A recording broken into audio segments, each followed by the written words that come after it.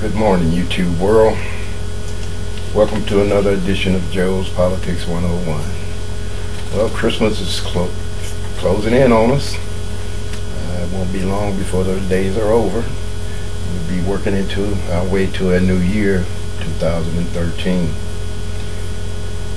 I woke up this morning with the Second Amendment on my mind. On December the 17th, I was watching the Joe Scarborough show, and Joe, who is a Republican,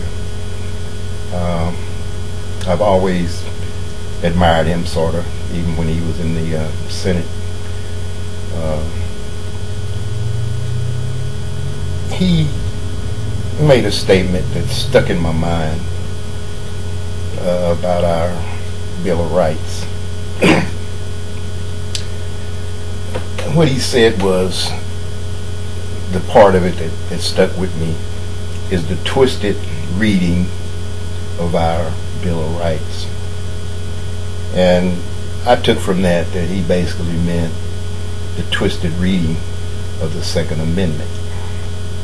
You know, the Bill of Rights started out with 10 amendments, you know, that identified pretty much people's rights, the rights of an American citizen or people living in the United States. The Second Amendment seems to be the one that there's always controversy over. We understand the Fourth and Fifth Amendments, right to privacy, the right to a speedy trial, all of these things. And as a former law enforcement officer, I've always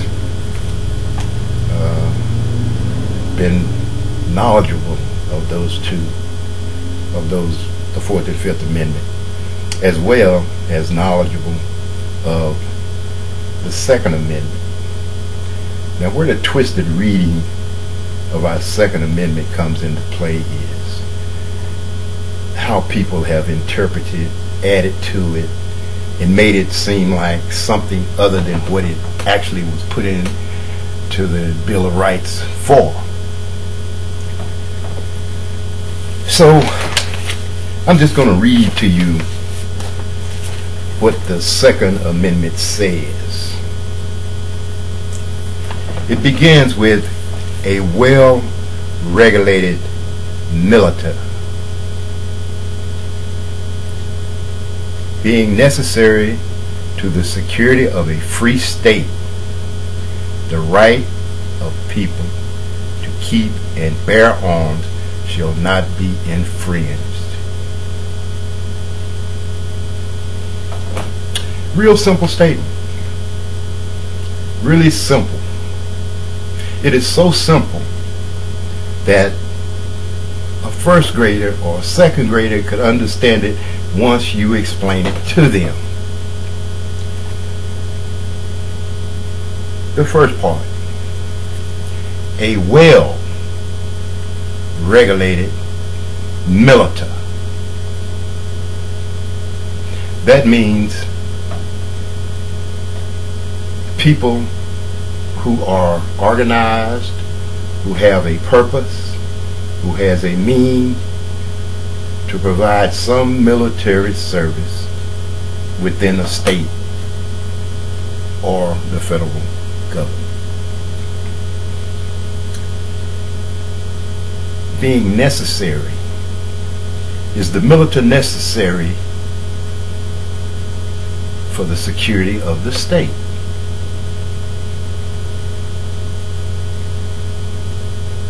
Okay, if you stop right there, well-regulated militia, necessary to the security of the state, that tells you that the people who are to be bearing these arms must be regulated and organized and put into a form of some type of military operation for the security of the state. That's why, the basic reason is why we have right to own and bear arms, and that the right to do that shall not be infringed upon. It says nothing in here about carrying a weapon around with you 24 hours a day, or attached to you 24 hours a day. It says nothing about you having the right to use that arm, that firearm, against any citizen of the United States who is not a threat to the security of you or that state. It says nothing about automatic weapons or semi-automatic weapons. It says none of that. My point is that the NRA, these so-called people like Wayne LaPierre and these other gun organizations where people are sucking money out of citizens as donations under the pretense, under the guise of a lie, that they're going to stop the government from coming and taking your weapons. When in your lifetime have you heard the federal government or a state government or any government saying that they're going to confiscate your firearms? Never. Never. We've had some issues over the years with people that have had firearms and have made threats against the federal government and tried to set up insurrections. We've had those. You know, I was watching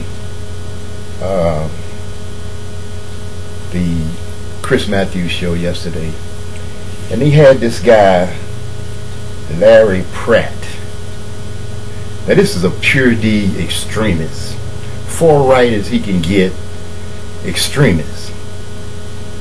He defends the right to own and bear arms as a, and he's untook the Second Amendment and twisted it into the fact that you own and bear arms to fight against the government, whether it be the state government or the federal government. That if the federal government or the state government decides to make a law that they don't like, he has a right to take up arms against them. In my opinion, that's a losing situation, because it's not a well organized and necessary militant. This guy is he is a idiot with what he was saying. You know, he talked about when somebody steals an election, you know, like they did in Tennessee or somewhere. He was trying to explain to Chris Matthews, who wasn't buying it, BS. But at the same time, it's people like that. He's the head of some organization, and I'm pretty sure he gets a pretty good paycheck for you know, running that operation, as does Wayne LaPierre and the president of the NRA get a pretty good wage for it. And this is based on people joining this organization thinking that it is a legitimate, factual situation. Nobody's going to come and try to take anybody's guns away from them. You know, there's a lot of people, you know, they still clinging to the idea that somebody from the government or somewhere is going to come try to take a damn gun from them. Nobody wants your gun. Only thing that people like myself, who is a gun owner too, I wouldn't spend my money, send my money to no NRA for membership. Why do I need a membership? I don't need them to train me how to use a gun. I don't need them to train my children how to use a gun. I don't need them to train anybody in my family on the use, the safety, and the usage of a firearm. I do it myself. That way I'll know that if they have to use one, they'll know what it's about and what it's for. It's not a game. Guns are not toys. On a personal level, I've had a gun since I was around 10 or 11 years old. A .22 rifle I started with. When I reached the ripe old age of 17, my stepfather gave me a handgun. He explained to me how to use it. He showed me how to use it. And he explained to me that it was not a toy, not to be played with, and not to be used out of anger. His main point was that you have a right to own this gun.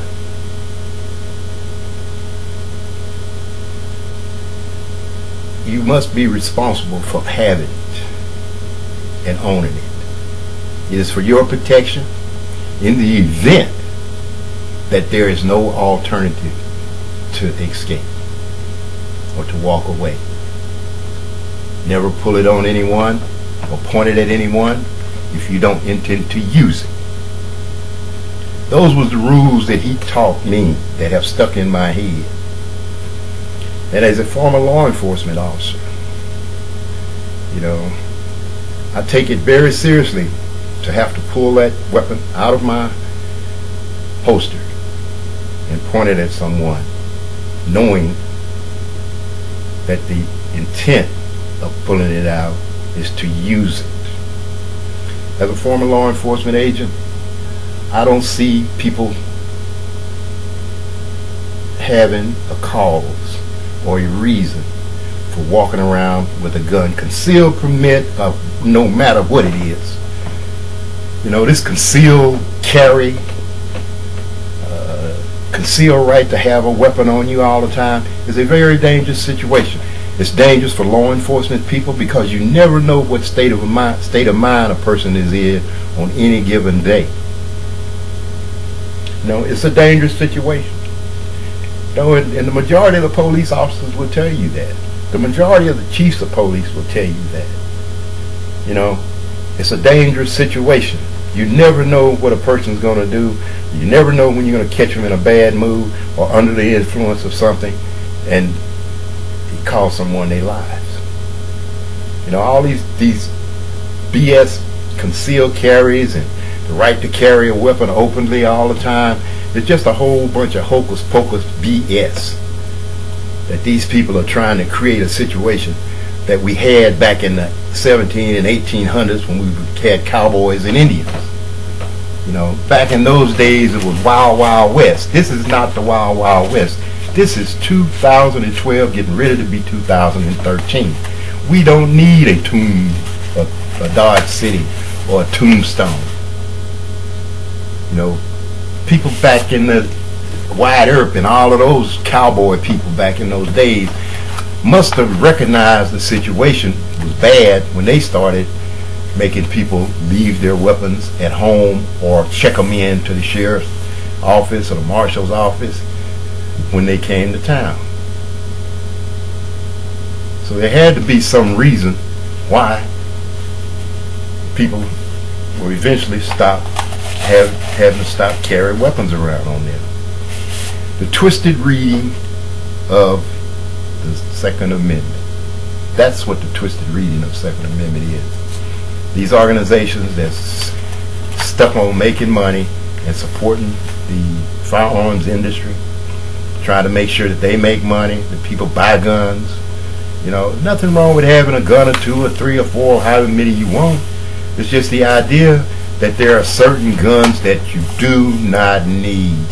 Certain sort of clips you do not need inside the United States. If someone invade our country, yes, I want to be armed. If someone creates havoc in my community, I want to be armed. You know, I listen to this dude out of Texas, this old Louis Gohmert or whatever his name is, talk about, oh, if the principal had a M5 or some automatic weapon, she could have took his head off. You know, that might have been a good idea. But if she don't have the tactical training and the understanding of how to go about getting to someone, that's creating havoc inside her school, more than likely she wouldn't have survived either. You know, I'm sorry that happened to her, but either way it had a win. You know, these guys are quick to jump up and say, you know, if this person has a gun or that person has a gun, that could have been prevented. You know, I heard them talk about that when they had the shooting at the theater in Colorado, where if there had been more people armed in there. Well, you know what, in the dark you get to shooting, you don't know where the bullet's going. Most people think they're aiming at something and they'll hit the ground over here. You know, the first excuse they want to say is if everybody has a gun. Too many bullets flying is not a good thing. If you ever been in a combat situation or any type of shootout situation, you can understand that. Louis Gohmert probably have never ever been in any part of any military because he seemed like he got a psychological problem. Since I've been watching him in the Senate or in the Congress. You know, he gets up and say crazy stuff all the time. Plays his guitar and all that goofy stuff he does. You know, so I don't think he's been a military person. He just got these ideas in his head that he don't understand what reality is and what it really means to be in possession of a firearm and the use of a firearm. You know, hunting is different. Defending somebody with a weapon is different. All of these situations is different.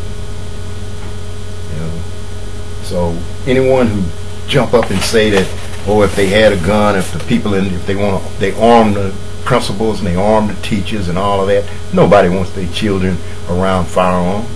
Nobody in this world wants their children in a schoolhouse with teachers walking around with